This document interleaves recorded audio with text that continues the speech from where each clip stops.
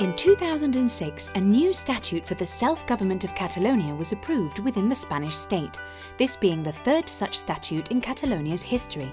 Catalunya té el nou estatut que desitjàvem. However, despite being passed by the Catalan and Spanish parliaments and confirmed in a referendum, this new law was then contested in the Constitutional Court by the right-wing People's Party and other Spanish institutions. In the following years, the Catalans awaited the court's sentence with a growing sense of frustration, especially since it was widely expected it would be a restrictive sentence. As a result, on the 13th of September 2009, the inhabitants of the village of Arenys de Munt held a ballot on independence with the support of the local council. While not legally binding, it was organised in accordance with proper electoral procedures and generated considerable interest. Proclamem Arenys de Munt primer municipi que ha votat lliurement i democràticament la independència de la nació catalana. Over the next 18 months, 553 towns also held ballots, in which nearly 900,000 people voted. The outcome was clearly in favour of independence, but, more importantly, it also showed that people wanted to have a say in the country's future and were able to come together and organise large-scale activities without institutional help.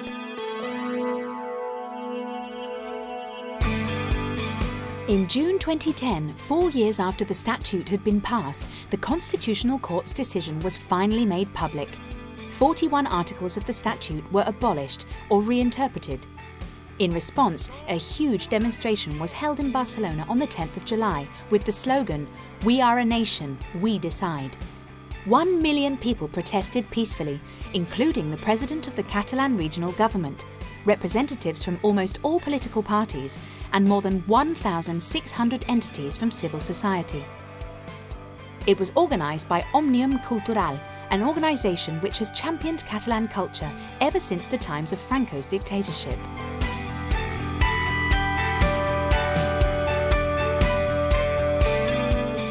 Over the next 2 years, the feeling of unease within Spain became increasingly acute, and opinion polls indicated a strong growth in the number of people in favour of self-rule. On the 11th of September 2012, the National Day of Catalonia, a demonstration was held in Barcelona, which was even bigger than the one in 2010. Participation was estimated at 1.5 million people. This was now much more than a protest movement. It had become a demand for independence. Catalonia, a new state in Europe, was the official slogan of the march.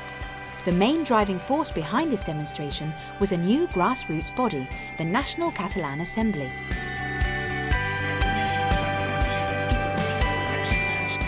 The clamour of this demonstration had a powerful and immediate effect. The president of the Catalan government called an early election for November 2012. La veu del carrer s'ha de convertir en la veu de les urnes. Aquest cop no votarà el Congrés. Aquest cop votarà el poble de Catalunya. The parties most voted for had included what is now known as the right to decide in their election manifestos. This refers to the Catalan citizens' right to vote on their own future. As many as 107 of the 135 members of the new parliament belonged to parties now campaigning for a referendum. On the 11th of September 2013, inspired by the Baltic Way of 1989, Catalans came together to hold hands and form a human chain that extended unbroken along the coast. Almost 2 million people made up the chain, which covered more than 400 kilometres. In a festive atmosphere, people of all ages and from all walks of life joined hands under the slogan, "The Catalan Way for Independence."